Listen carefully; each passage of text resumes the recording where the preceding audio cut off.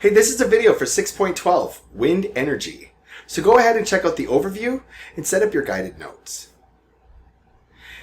So globally, this is the amount of wind energy that is generated by countries.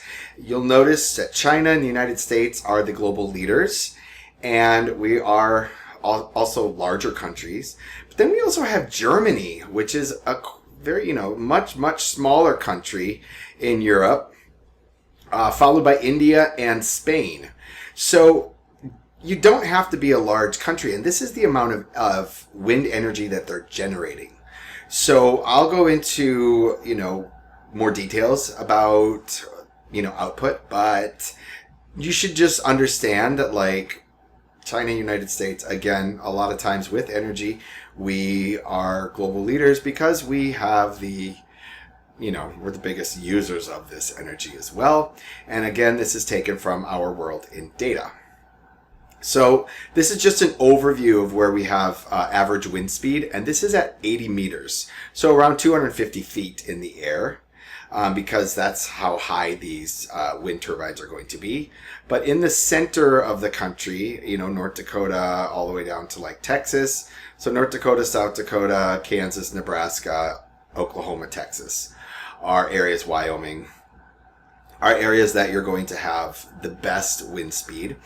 Unfortunately, these are not areas where you have high population centers either. So this is wind speeds that are good, and this can also be used to generate electricity for agricultural communities, because a lot of these agricultural areas are found here, and the electricity could be generated on site.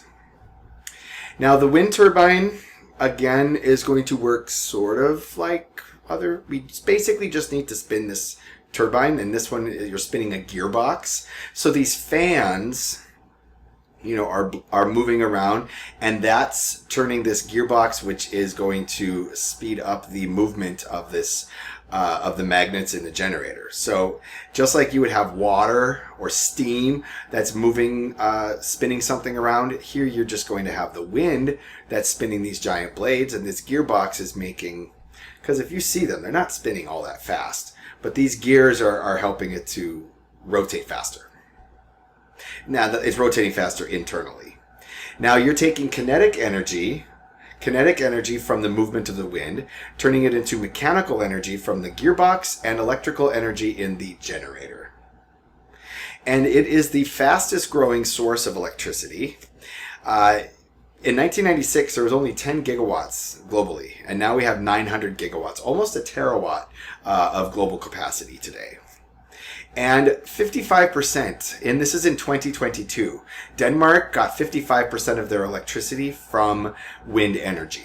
So Denmark is even a smaller country than Germany. So it goes to show you that it doesn't really matter how large or how small your country is.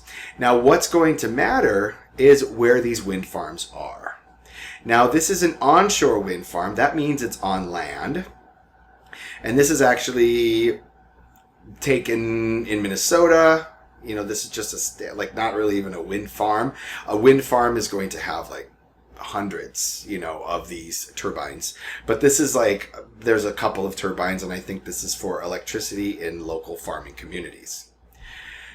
But a benefit is they're easier to maintain. You can construct them, anywhere, they're easier to maintain than an offshore wind farm.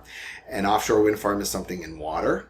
They're easier to maintain. They're easier to build because they're closer to the end user. Like, there could be a farm right over here, and this farm is getting its electricity from this turbine. You can also use existing infrastructure. There may be power lines, buried electrical cords, something like that can connect to this electricity from this turbine. The problem is you have lower wind speeds. So this lower wind speed, because it is on land, even though it may be faster blowing in like North Dakota or Oklahoma, it's still not as fast as it would be out in the ocean. So you're going to have less megawatts produced. Also, the wind speed might be variable and the direction might be variable, and these things do not easily, they're not necessarily easy to turn on and turn off. It's not that, oh, wind is high, let's turn this thing on. These are massive, massive structures, so a lot of care and preparation will go into it. So if the wind is changing direction often, it's not going to move as well.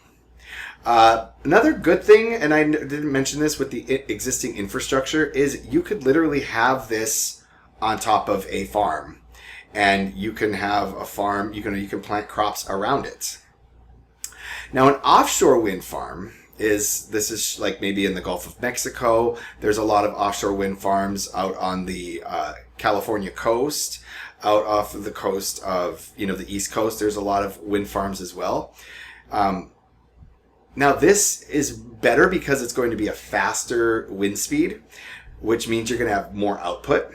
It's, however, more expensive, and that's because it's farther from the end user, and you can't really run cables. It's not that you can run a cable, 1,000 miles, because it's not going to maintain the same voltage of electricity over that extended period of time. Like, you're going to lose power between the generation and the end user. There's also not really transmission lines. You'd have to construct transmission lines to get this electricity to the end user. Maintenance is going to be far more expensive if it is an offshore. You have to take a boat out here. You have to set up some sort of docking system, and you have to, it's just a lot more work. You're also going to be impacting the marine life. The marine life may be impacted by, this impacting their habitat. Also, there may be some sound generated that messes up. Like, there might be some noise pollution that is provided by this as well. So, some advantages and disadvantages of all forms of wind energy. It's not depletable, no matter what you do. We're always going to have wind. Wind farms, they can share the land. Like, they can share the land with the farm, like I said. In order to store the electricity, the batteries are very expensive. They don't have a very high storage capacity. That technology just hasn't been perfected yet. It's intermittent. So sometimes if the wind is too high, you cannot turn these on because it is damaging. And if the wind is not strong enough, it will not turn the turbines to generate enough electricity. There may be animal collisions, and I'll talk about that in a second. But also there may be NIMBY concerns. And NIMBY is an acronym that means not in my backyard. People might look at this and be like, ew, that's ugly. I don't want to see that. There also might be some noise. I've never really gotten close enough. I mean, this one I was kind of close to when I took that picture a few years ago.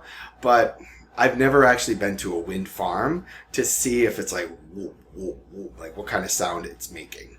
But apparently there could be some noise concerns.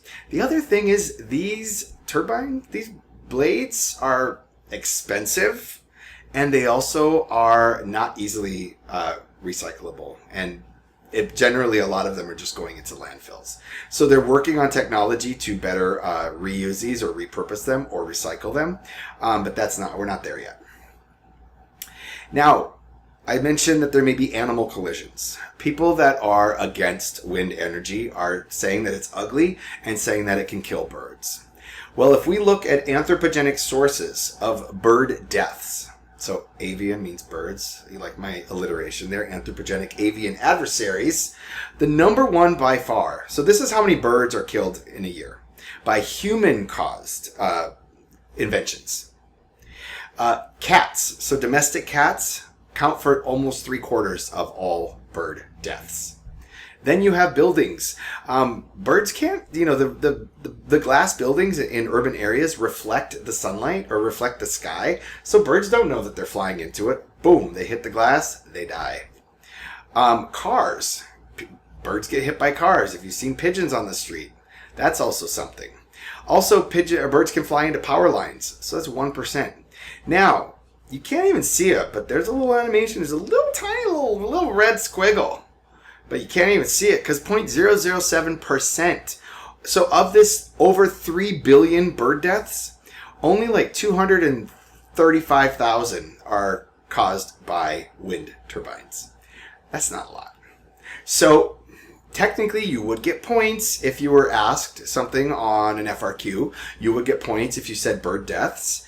But there are definitely other things that are worse. So try to expand your brain if you ever encounter one of these FRQs.